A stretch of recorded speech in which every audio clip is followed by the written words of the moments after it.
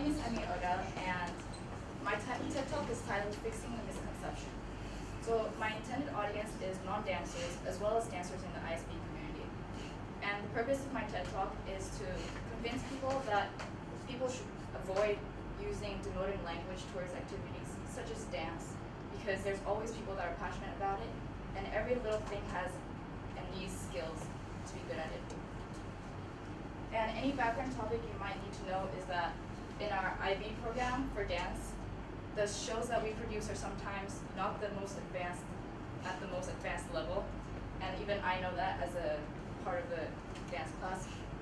And so if you haven't watched it yet, you might need to know that it's not the most greatest thing in the world, and it doesn't portray that high levels of dance.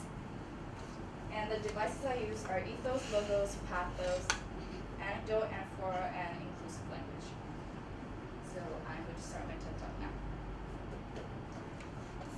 Hi, I'm Emi. Today I want to be a representative of all the other million dancers in the world. I want to inform every one of you, dancer or not, of what I think dance is all about. I want to portray what goes on behind stage in the dance studios, where drops of sweat trickle down our faces. I want to prove the high physical demand that dance requires. And finally, I want to stand here today to endorse my passion. I've been coming across demoting language towards dance since middle school. What do you do in dance class? Twirl and jump and stuff? What are you doing in dance? Dance is so easy. Why are you sweating from dance? I do understand why some of you in here might think that dance is easy, especially in ISB. ISB is not dance focused. We don't have 100 extraordinary dancers that could be on shows like So You Think You Can Dance or America's Best Dance Crew. In our IB dance shows, some of the pieces we perform are purely for entertainment and don't portray high levels of dance.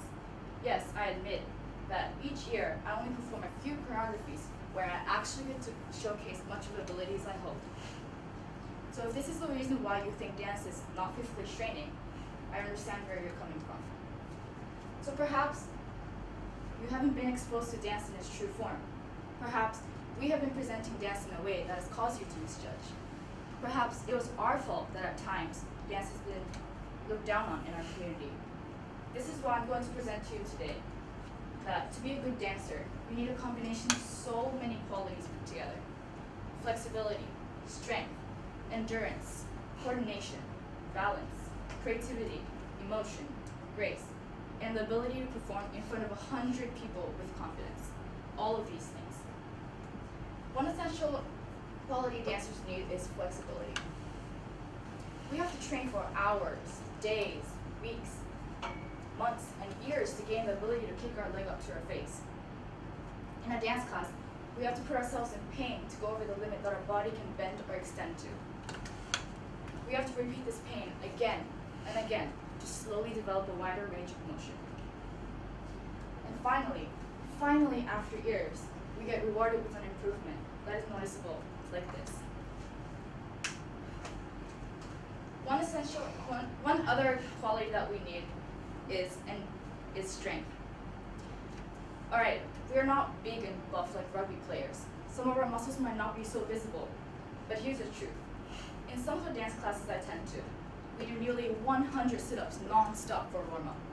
We do push-ups, planks, side planks, squats, and even more to create the muscles we need to become a great dancer. Sometimes we do conditioning, where we train our quadriceps, hamstrings, biceps, triceps, shoulders, abdominals, glutes, and back. We work these muscles until we find ourselves groaning to use an inch of our muscle the next morning. So, endurance is also significant for dancers.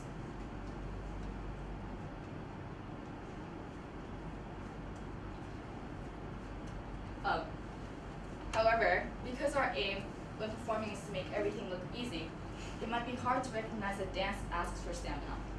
A 3-minute dance that includes many techniques like jumps, turns, and kicks one after another is challenging to do without getting out of breath. As we dance, it is said that almost all our muscles are being used.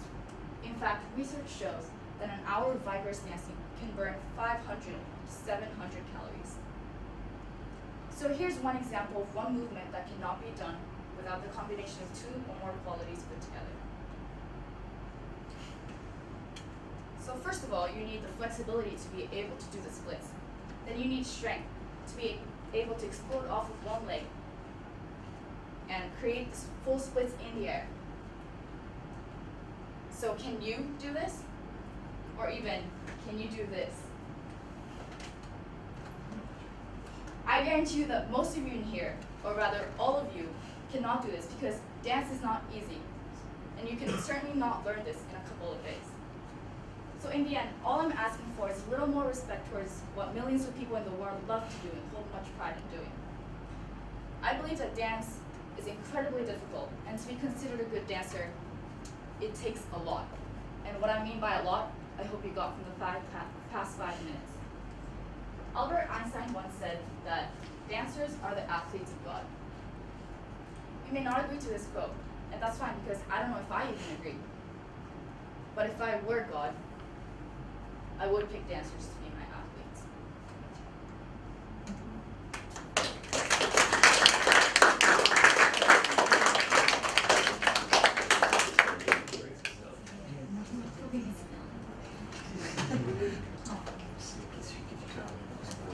In my TED Talk, I used ethos, logos, pathos, anecdote, anaphora, and inclusive language to emphasize and express my purpose in an effective way. So first of all, I used ethos, and to create the ethos, I used logos, pathos, and anecdotes. In terms of the anecdote, in the beginning of my TED Talk, I gave a brief short story of the negative comments I received in the past about dance. Also, I gave personal connections to what dance classes are made of. And this shows that I'm a dancer and I'm a victim of being insulted of my passion.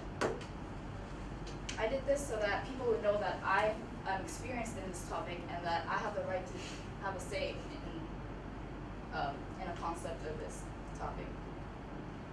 I did this also to interest the audience and engage you guys. And I also used logos. For example, I said that an hour of vigorous dancing can burn 500 to 700 calories, and also that almost all our muscles are being used when we dance. This fact and statistics show that I have a knowledge of my topic, and this builds on my credibility. I also used pathos, and in the beginning I said I wanted to endorse my passion, and from this I wanted to create the effect of creating emotions in you, such as compassion and concern, so that you would be interested in my topic, and that you would feel like you would want to make a change on this topic. Another thing I used was inclusive language. I used words such as you and we, and also at one point said, can you do this? I did this to catch your attention constantly, and I also did this so that you could connect to my speech more, and that you were part of this matter, and that you can make a change and show that, and make an improvement as to how much demoting language you use to insult an activity. The last thing I used was anaphora, and I want to in the beginning of few consecutive sentences. I did this to emphasize on a message, and in this case, I wanted to emphasize the things that I wanted to show you guys from this speech. So I also did this so that my message would linger in the audience's mind, and to stress on the important points that I needed to make about the presentation. And another thing I wanted to do from this was to bring power to my voice, and again, to interest the audience. Later in my speech, I repeated perhaps, again using anaphora, and for this I want to emphasize the message that I know why you might think that dance is easy, and that I wanted to show that I evaluated many different perspectives, and I wasn't just throwing out the facts why dance is great, because I wanted you to be interested and not feel that I was just forcing you guys to think that dance was easy. So as for my conclusion, again, my purpose was to suggest that people should avoid using demoting language or devaluing language towards an activity, because there's always someone that's passionate about it, and it always takes skills to be good at something. And what I hope from my presentation was that you now understand the things that we do in a dance class where you don't usually see us, and now you feel that the things that happen on stage are not what dance is. And especially in ISB, what you see in the dance shows that we have here is not the definition of dance. And as a clincher, I want to say that if you're still not convinced that dance is difficult, I would take you to a dance class and show you how hard it is. Thank you for listening.